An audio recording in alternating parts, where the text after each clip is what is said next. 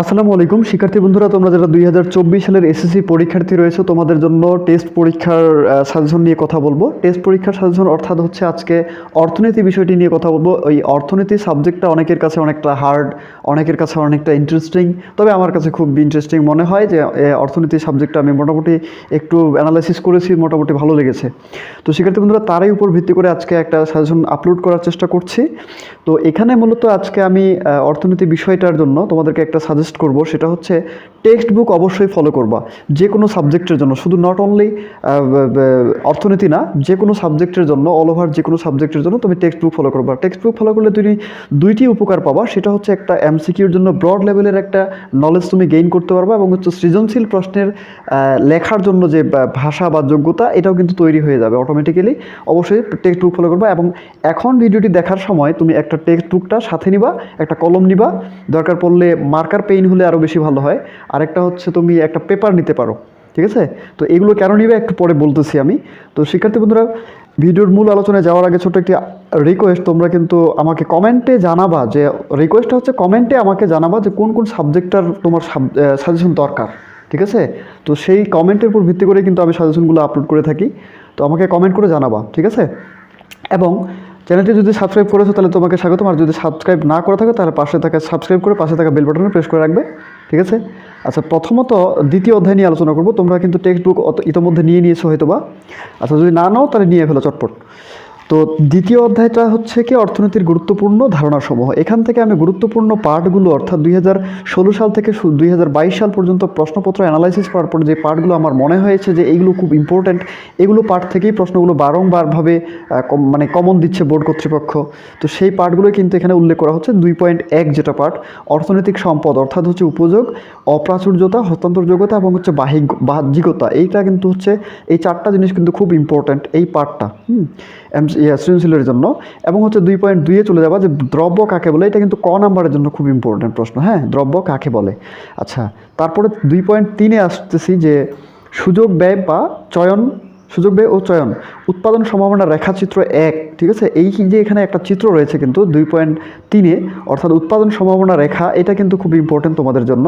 তারপরে যেটা অপশন রয়েছে 2.4, আয় সঞ্চয় ও বিনিয়োগ, এবং এটা কিন্তু আয় সঞ্চয় এবং বিনিয়োগ অংশটা কিন্তু হচ্ছে ক নাম্বার এবং খ নাম্বারের জন্য মোস্ট ইম্পর্টেন্ট একটা টপিকস, ঠিক আছে? অনেকবার এই অংশটি থেকে প্রশ্নপত্রে প্রশ্ন এসেছিল, ক নাম্বারেও এসেছিল এবং হচ্ছে খ নাম্বারেও এসেছিল। আচ্ছা, 2.5-এ চলে যাব অর্থনৈতিক ও অর্থনৈতিক কার্যাবলী। অর্থনৈতিক ও অর্থনৈতিক কার্যাবলী এটা খুব ইম্পর্টেন্ট পার্ট। এরপরে আমরা চলে যাচ্ছি সময় নষ্ট না করে তৃতীয় অধ্যায়। তৃতীয় অধ্যায় মূলত হচ্ছে উপযোগ, চাহিদা এবং যোগান ও ভারসাম্য, ঠিক আছে? এই তিনটা জিনিসের উপর গুরুত্বপূর্ণ পার্টগুলো হচ্ছে মূলত 3.2-এ চলে যাবো তোমার বইয়ের টেক্সট বুকে, যে মোট উপযোগ ও প্রান্তিক উপযোগ, খুব ইম্পর্ট্যান্ট একটা ব্যাপার। তো মোট উপযোগ ও প্রান্তিক উপযোগের মধ্যে পার্থক্য নির্ণয় করো। এটা কিন্তু তুমি মোট উপযোগ এবং প্রান্তিক উপযোগ পার্টটা যখন ভালো করে পড়বা তখনই কিন্তু দুইটার মধ্যে একটা কম্পেয়ার তৈরি করতে পারবা, এবং এই কম্পেয়ারটা তুমি খাতায় লিখে ফেলবা। ওইখানে কিন্তু বইয়ে তোমাদের পার্থক্যটা কিন্তু দেওয়া নেই অলরেডি, তুমি কিন্তু নিজে নিজে একটা নোট তৈরি করে ফেলবা যে মোট উপযোগ এবং প্রান্তিক উপযোগের মধ্যে কি কি পার্থক্য রাখা যায়, ঠিক আছে? তো এইটা কিন্তু ইম্পর্টেন্ট, অনেকবার বোর্ড পরীক্ষায় এসেছিল। আচ্ছা, তারপরেও যদি না পারো তাহলে আমাকে কমেন্টে জানাবা, আমি একটা ভিডিও আপলোড করার চেষ্টা করবো এই সম্পর্কে। আচ্ছা, 3.3-এ চলে যাবা যে রেখাচিত্রের সাহায্যে ক্রমহ্রাসমান প্রান্তিক উপযোগ বিধিটির ব্যাখ্যা করো। এইটা কিন্তু মোস্ট ইম্পর্টেন্ট একটা টপিকস, অনেকবার এই প্রশ্ন থেকে, এই অপশন থেকে প্রশ্ন এসেছিল। এরপরে আসে 3.4, যেটা হচ্ছে চাহিদা কাকে বলে, চাহিদা বিধি কাকে বলে, এবং চাহিদা সূচি থেকে চাহিদা রেখা অঙ্কন। এই চাহিদা সূচি থেকে চাহিদা রেখা অঙ্কনটাও কিন্তু ইম্পর্টেন্ট একটা টপিকস, এবং প্রশ্নপত্রে কিন্তু একটা প্রশ্ন থাকতেই পারে চাহিদা থেকে। এবং যোগান, এরপরে হচ্ছে 3.6, যোগান কাকে বলে, যোগান সূচি থেকে যোগান রেখা অঙ্কন এবং বাজার রেখা অঙ্কন। এই টেস্ট পরীক্ষাগুলোতে কিন্তু তোমাদের বাংলাদেশের যে কোনো বোর্ডের হোক অথবা যে কোনো স্কুলের হোক, এই অংশগুলো থেকেই প্রশ্ন হয়ে থাকবে 100%, আমি ড্যাম শিওর করে বলছি। এরপরে আর কিছু বলার নেই। আর তোমরা যদি অতিরিক্ত ধারণা পেতে চাও এই ব্যাপারে তাহলে কিন্তু অবশ্যই প্রশ্নপত্র অ্যানালাইসিস করে দেখতে পারো যে এই পার্টগুলো ইম্পর্টেন্ট কিনা, ঠিক আছে? যদি ভরসা না পাও আবার, তবে আমি ভরসা দিচ্ছি 100% আসবে। আচ্ছা, এরপরে হচ্ছে চতুর্থ অধ্যায় উৎপাদন ও সংগঠন। চতুর্থ অধ্যায়ের এই পার্টগুলো ইম্পর্টেন্ট, সেটা হচ্ছে 4.1 যেটা দেখতে পাচ্ছি যে উৎপাদনে উপযোগ সৃষ্টি 5 ভাগে ভাগ দেখানো যায়, যেমন হচ্ছে রূপগত, স্থানগত, সময়গত এবং সেবাগত ও মালিকানাগত। এই উৎপাদনে উপযোগ সৃষ্টি হয় কিভাবে করে, এই অপশনগুলোর মাধ্যমে কিন্তু প্রশ্নটা তৈরি করতে পারে যে উৎপাদনে উপযোগ সৃষ্টি করার যে প্রক্রিয়াগুলো, এই প্রক্রিয়াগুলো মূলত আলোচনা করো, গ নাম্বারে দিতে পারে এরকম কিছু। আচ্ছা, তারপরে হচ্ছে উৎপাদনের উপকরণ, যেমন হচ্ছে ভূমি শ্রম মূলধন সংগঠন। আমরা জানি যে ভূমি শ্রম মূলধন সংগঠন ছাড়া কিন্তু উৎপাদন করা যায় না। তো এখন সংগঠন জিনিসটা কিন্তু কোনো উপকরণ নয়, তো সংগঠন প্রক্রিয়াটা মূলত একটা সামগ্রিক কর্ম প্রক্রিয়াটাই মূলত সংগঠন। তো এটাও কিন্তু যদি না হয় তাহলে কিন্তু ভূমি শ্রম মূলধনকে কাজে লাগানো যাবে না, ঠিক আছে? এই জন্য খুব ইম্পর্টেন্ট এই পার্টটা।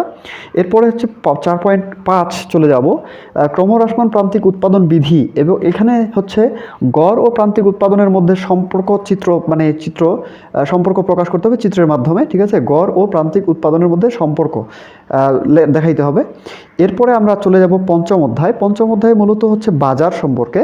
তো শিক্ষার্থী বন্ধুরা, এই যে আমি পার্টগুলো এখানে উল্লেখ করেছি, আচ্ছা একটু পরে আমি এটা নিয়ে আলোচনা করতেছি আবার পঞ্চম অধ্যায়। আচ্ছা, এখানে যে পার্টগুলো উল্লেখ করা হয়েছে তোমাদের পাঠ্য বইয়ের কিন্তু প্রত্যেকটি এই অধ্যায়গুলো থেকে প্রশ্নপত্র প্রত্যেকটিতে যেই আমি সাজেশনটিতে যেইটা পার্ট উল্লেখ করেছি সেইগুলো প্রত্যেকটি থেকে একটা করে সৃজনশীল প্রশ্ন কিন্তু কমন পাচ্ছ। তবে সবশেষে দশম অধ্যায়ে কিন্তু 2টা সৃজনশীল প্রশ্ন কমন পাবো 100%, একবারে ড্যাম শিওর। 2টা সৃজনশীল প্রশ্ন অবশ্যই কমন পাবা। এবং 2টা সৃজনশীল প্রশ্ন কোথা থেকে কমন পাচ্ছ আমি কিন্তু বলে দিচ্ছি। আর তোমরা হচ্ছে ভিডিওটি স্কিপ না করে পুরো ভিডিওটি শেষ পর্যন্ত দেখবে, আশা করি অনেক কিছু নলেজ গেইন করতে পারবা এটার সম্পর্কে, মানে অর্থনীতি বিষয়ের সম্পর্কে। এরপরে বাজার যে পার্টটা রয়েছে, অধ্যায়টা রয়েছে, সেটা হচ্ছে গুরুত্বপূর্ণ পাঠসমূহের হচ্ছে বাজার কাকে বলে, পূর্ণ প্রতিযোগিতামূলক বাজারের বৈশিষ্ট্য লিখতে হবে। এই পূর্ণ প্রতিযোগিতামূলক বাজারের যে বৈশিষ্ট্যগুলো রয়েছে, এটা এতটা ইম্পর্টেন্ট যে এখানে 4 স্টার 5 স্টার 7 স্টার কেন 10 স্টার দেওয়া যায়, এতটা গুরুত্বপূর্ণ। আর বলার কিছু নাই আসলে ভাইয়ারা, তোমরা যদি বিশ্বাস করো, নাহলে বিশ্বাস করলে করতে পারো, না করলে আসলে কিছু করার নাই।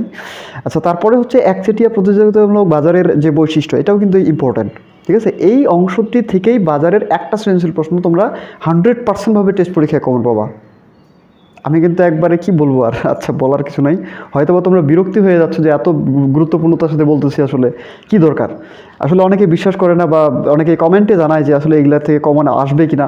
তবে যদি যারা কমেন্ট করার ইচ্ছা হয় তাদের, তো তারা হচ্ছে আগে বোর্ড অ্যানালাইসিস, মানে বোর্ড প্রশ্নপত্র অ্যানালাইসিস করতে পারো, তাহলে তুমি ধারণা পেয়ে যাবে, আর কিছু বলার থাকে না। এবার ষষ্ঠ অধ্যায়, এটা কিন্তু হচ্ছে জাতীয় আয় ও পরিমাপ। জাতীয় আয় মূলত কিভাবে করে, মানে কোন কোন অপশন থেকে জাতীয় আয় হয়ে থাকে এবং এটাকে পরিমাপ পদ্ধতির যে একটা অপশন রয়েছে, সেটা হচ্ছে আমরা জিডিপি এবং জিএনআই কাকে বলবে, এটা কিন্তু ক নাম্বারের জন্য, এবং হচ্ছে জিডিপি এবং জিএনআই কিন্তু অনেক সময় খ নাম্বারের জন্য ইম্পর্টেন্ট হয়ে থাকে, অনেক সময়, তবে ক নাম্বারের জন্য মোস্ট ইম্পর্টেন্ট। আচ্ছা, এরপরে 6.3 দেখতে পাচ্ছি যে মাথাপিছু জিডিপি সূত্রের সাহায্যে প্রকাশ করা যায় বা নির্ণয় করা যায়। এই মাথাপিছু জিডিপি নির্ণয়ের সূত্রটা সহ জিনিসটা ভালো করে, মানে পার্টটা ভালো করে অবজারভেশন করে মাথায় নিবা। আচ্ছা, এরপরে হচ্ছে 6.4, সেটা হচ্ছে জিডিপির নির্ধারক সমূহ, মানে কোন কোন অপশনগুলো মাধ্যমে জিডিপি নির্ধারণ করা হয়ে থাকে, হ্যাঁ, কোন কোন বিষয়গুলোর উপর। আচ্ছা, এরপরে হচ্ছে বাংলাদেশের মোট দেশজ আয় ও জিডিপি পরিমাপ পদ্ধতি। বাংলাদেশে যে মোট দেশজ আয় হয়, অর্থাৎ জিডিপি, যেটা হচ্ছে গ্রোস ডোমেস্টিক প্রোডাকশন, এই গ্রোস ডোমেস্টিক প্রোডাকশন কীভাবে করে পরিমাপ করা হয়, কী কী মানে উপাদান এর উপর নির্ভর করে, সেইটা কিন্তু তোমাকে ব্যাখ্যা বা বিশ্লেষণ করতে হবে এখানে। আচ্ছা, এরপরে সপ্তম অধ্যায় অর্থ ও ব্যাংক ব্যবস্থা। তো সপ্তম অধ্যায় অর্থ ও ব্যাংক ব্যবস্থার মধ্যে রয়েছে, গুরুত্বপূর্ণ পাঠের মধ্যে রয়েছে যে বাণিজ্যিক ব্যাংক এবং বাণিজ্যিক ব্যাংকের কার্যাবলী, অর্থাৎ বাণিজ্যিক ব্যাংক কীভাবে করে কার্যক্রম পরিচালনা করে 7.3 আলোচনা করা হচ্ছে এখানে। তো বাণিজ্যিক ব্যাংকগুলোর কার্যক্রম মূলত কীরকম, এইটা সম্পর্কে বিস্তারিত বা ডিটেলসে একটা ধারণা কিন্তু এখানে পেয়ে যাবে, এবং এটা কিন্তু তোমার গ নাম্বারে বা ঘ নাম্বারে সৃজনশীল প্রশ্নে আসার সম্ভাবনা মোস্ট ইম্পর্ট্যান্ট একটা ব্যাপার, আসার সম্ভাবনা অনেক বেশি। আচ্ছা, এরপরে যেটা হচ্ছে 7.5 দেখতে পাবো, যেটা হচ্ছে কেন্দ্রীয় ব্যাংক। বাংলাদেশের সমস্ত ব্যাংকের মাথা বা পরিচালক বা মা বা জননী বলা যায়, ব্যাংকসমূহের জননী বলা হয় কেন্দ্রীয় ব্যাংকে। তো বাংলাদেশের কেন্দ্রীয় ব্যাংকের নাম হচ্ছে বাংলাদেশ ব্যাংক, ঠিক আছে? তোমরা হয়তো বা অনেকেই জানো, আর না জানলে জেনে নিলা। আচ্ছা, কেন্দ্রীয় ব্যাংকের কার্যাবলী মূলত কীরকম? তো কেন্দ্রীয় ব্যাংকের কার্যাবলী মূলত হচ্ছে বাণিজ্যিক ব্যাংকগুলোকে পরিচালনা করা। তোমরা এই পার্টটা পড়লেই ভালো করে ডিটেলস আলোচনায় পেয়ে মানে বুঝে যাবা। এরপরে হচ্ছে 7.7 কৃষি উন্নয়ন, শিল্পায়ন ও কর্মসংস্থানে বাংলাদেশের গুরুত্বপূর্ণ ব্যাংকসমূহের ভূমিকা। তো এইখানে মূলত আমি 3টা ব্যাংকের কথা উল্লেখ করব, সেটা হচ্ছে বাণিজ্যিক বাণিজ্যিক ব্যাংকসমূহের বা বাংলাদেশ ব্যাংক অর্থাৎ কেন্দ্রীয় ব্যাংকের, বাংলাদেশ ব্যাংক বলতে কেন্দ্রীয় ব্যাংক এবং বাণিজ্য ব্যাংক এবং হচ্ছে বাংলাদেশ কৃষি উন্নয়ন ব্যাংক বা কৃষি ব্যাংক, এই তিনটা ব্যাংকের গুরুত্ব সবচেয়ে বেশি এবং এই তিনটা ব্যাংকের উপরেই কিন্তু গুরুত্বপূর্ণভাবে প্রশ্নটা তৈরি করতে পারে। তুমি যদি এইখান থেকে সৃজনশীল প্রশ্ন লেখো তাহলে কিন্তু এই তিনটা ব্যাংকের যে ভূমিকা রয়েছে এই তিনটা ব্যাংকের ভূমিকা আগে লেখার চেষ্টা করবা, কারণ এগুলো সবচেয়ে বেশি ভূমিকা রাখে। আচ্ছা, এরপরে আমরা চলে আসবো 10ম অধ্যায়, মোস্ট ইম্পর্টেন্ট একটা অধ্যায়, এবং এটা থেকে সৃজনশীল প্রশ্ন 2টি কমন পাবা তুমি, এটা 100% আমি শিওর। তো কোথা থেকে 2টি পাচ্ছ একটু দেখে নিচ্ছি। আচ্ছা, বাংলাদেশের সরকারের বাংলাদেশ সরকারের অর্থব্যবস্থার মধ্যে মূলত হচ্ছে যেটা দেখতে পাবো যে গুরুত্বপূর্ণ পাঠসমূহ যে 10.2 বাংলাদেশ সরকারের আয়ের উৎসসমূহ 2 প্রকার, অর্থাৎ কর রাজস্ব এবং কর বহির্ভূত রাজস্ব। ঠিক আছে, কর রাজস্ব মানে করের মাধ্যমে আয় এবং কর বাদে অন্য কোনো অপশন বা অন্য কোনো স্থান থেকে বা স্তর থেকে আয় করা। ঠিক আছে, এরপরে মূলত হচ্ছে 10.3 বাংলাদেশ সরকারের ব্যয়ের প্রধান খাতসমূহ, ব্যয় করে কোথায় কোথায় এবং সবচাইতে বেশি ব্যয় হয় কোথায়, সরকার সবচাইতে বেশি ইনভেস্ট করে কোথায়, কোন জিনিসটা উন্নয়ন করার জন্য, মূলত এই খাতগুলো। আচ্ছা, এই 2টা অংশ থেকে, অর্থাৎ এই অংশটা থেকে একটা সৃজনশীল প্রশ্ন পাবা তুমি, হ্যাঁ, আয়ের উৎসসমূহ থেকে, এবং এখানে মূলত ব্যয়ের উৎসসমূহ অথবা হচ্ছে বাজেট, এই অংশ 2টা থেকে একটা সৃজনশীল প্রশ্ন কমন পাবা 100% ভাবে শিওর। তোমরা এইগুলো পাঠ না করা পর্যন্ত পরীক্ষার হলে প্রবেশ করবে না। আমার তোমাদের প্রতি একটা হাত জোর করে আর কি অনুরোধ থাকবে, ঠিক আছে? 100% ভাবে তোমরা এইগুলোই পার্ট কমপ্লিট করে তারপরে পরীক্ষার হলে যাবা। তুমি দেখবা পরীক্ষায় তোমাদের মোস্ট ইম্পর্টেন্টলি ভাবে কমন রয়েছে এবং হচ্ছে তুমি ভালো একটা মার্কস গেইন করে দেন তুমি বাসায় আসছো। আচ্ছা, এরপরে বাজেট কাকে বলে, চলতি মূলধন ও বাজেট কাকে বলে। আচ্ছা শিক্ষার্থী বন্ধুরা, আজকে এই পর্যন্তই থাকলো। আর এর পরবর্তীতে আমি কোন ভিডিও বানাবো বা কোন সাজেশন তোমাদের দরকার সেটা কিন্তু আমাকে কমেন্টে জানাবা। এটা তোমাদের প্রতি আমার একটা রিকোয়েস্ট থাকলো, তোমরা কমেন্টে জানাবা। কমেন্টে জানানোর পরে আমি সেই অনুযায়ী প্রশ্নপত্র বা সাজেশন ভিডিও আপলোড করার চেষ্টা করবো ইনশাল্লাহ। তো শিক্ষার্থী বন্ধুরা, আজকে দীর্ঘায়িত না করে আলোচনা শেষ করছি। আসসালামু আলাইকুম, ভালো থাকবে।